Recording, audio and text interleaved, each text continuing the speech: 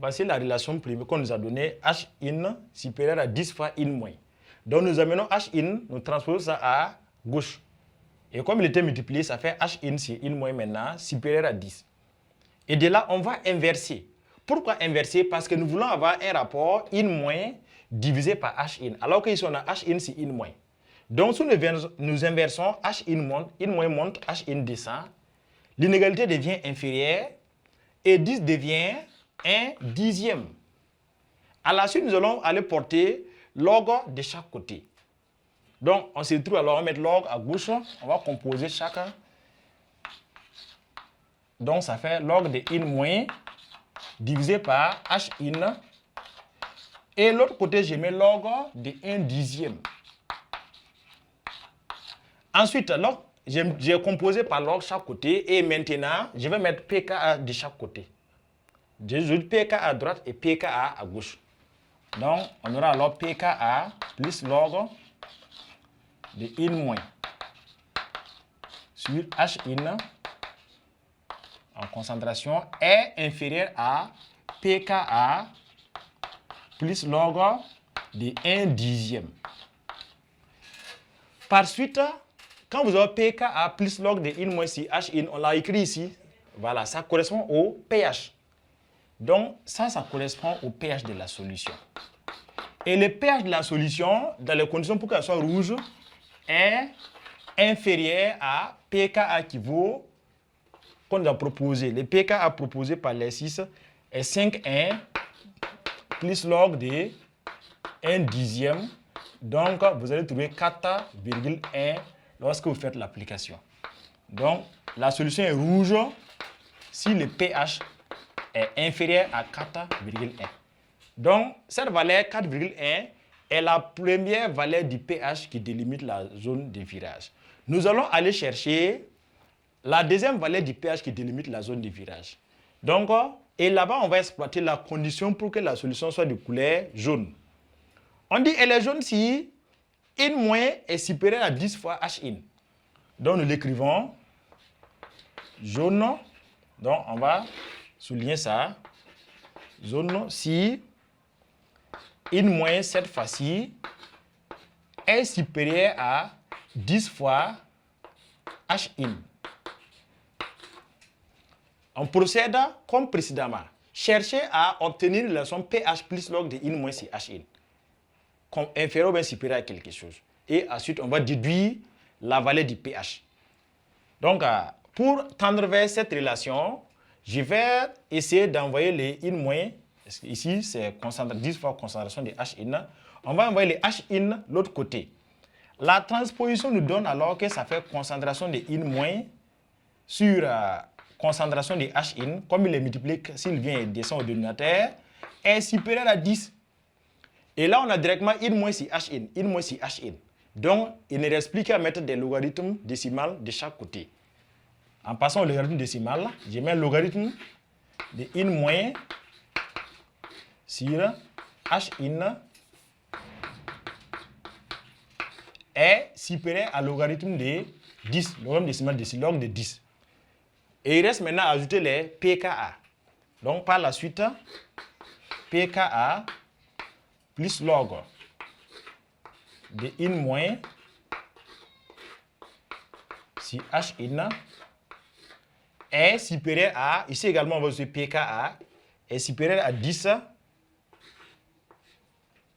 à log de 10 plutôt, log de 10 plus pKa. Donc, et comme ce que nous venons de voir précédemment, pKa plus log de in moins si H in n'est autre que le pH et sa valeur doit être supérieure à log de 10 plus pKa, donc ça fait log de 10. Et le pKa proposé, ça faisait 5,1 pour cette solution. Donc, lorsque vous allez faire les calculs, la valeur que ça va vous donner sera de log de 10 plus 5,1 donne 6,1. Vous retrouvez alors que la solution sera jaune si le pH est supérieur à 6,1. Donc, nous venons d'avoir ici la deuxième valeur du pH qui délimite la zone de virage. Donc, je vais faire l'axe des pH Et je mets le pKa ici qui vaut 5,1. Les notions nous disent que la solution est de couleur rouge si le pH est inférieur à 4,1. Donc je mets 4,1 ici. Donc avant 4,1, donc c'est la teinte de l'acide qui est évidemment rouge. Et la notion nous dit que la solution prend la couleur jaune. C'est jaune, l'indicateur couleur prend la couleur jaune lorsque le pH dépasse 6,1. Donc le 6,1 c'est ici, après 5,1. Donc dans cette partie, l'indicateur coloré prend une couleur, la couleur jaune. Donc voilà ce que nous avons. Et l'intervalle qui est au milieu entre 4,1 et 6,1 là, c'est là-bas qu'on appelle zone de virage. Donc ici nous avons cette partie appelée la zone de virage ou zone à teinte sensible. Donc c'est une zone où la couleur peut varier très rapidement en fonction de légères évolutions de la valeur du pH. Donc c'est une zone à teinte sensible. Donc en conclusion pour cette question, les valeurs du pH qui délimitent la zone de virage sont 4,1 et 6,1. Les valeurs du pH qui délimitent la zone de virage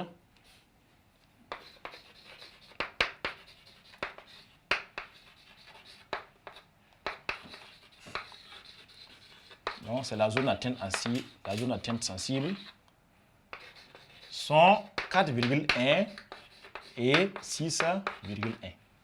Donc voilà comment la démarche pour retrouver ces valeurs du pH là, aller des conditions proposées. Ensuite, exploiter la relation pH égale à pKa plus log de in moins si Hn que vous devez retrouver à la fin pour arriver à voir quelles sont les valeurs de ce pH là. Donc pour le premier, vous voyez ce qu'on nous a proposé, la condition pour qu'on ait la couleur rouge. Et nous, on a cherché à voir d'abord les rapports in moins si Hn, mettre log de chaque côté, ajouter pK de chaque côté pour avoir cette forme-là. Et avec ça, on a pu déduire que le pKa est égal à, le pH est inférieur à pKa plus log de 1 dixième. Et l'autre côté, on a dit que le pH là est supérieur à pKa plus log de 10 avec les mêmes démarches. Donc, nous passons maintenant à la question suivante. Question numéro 2. Quelle couleur prend alors la solution? Couleur de la solution.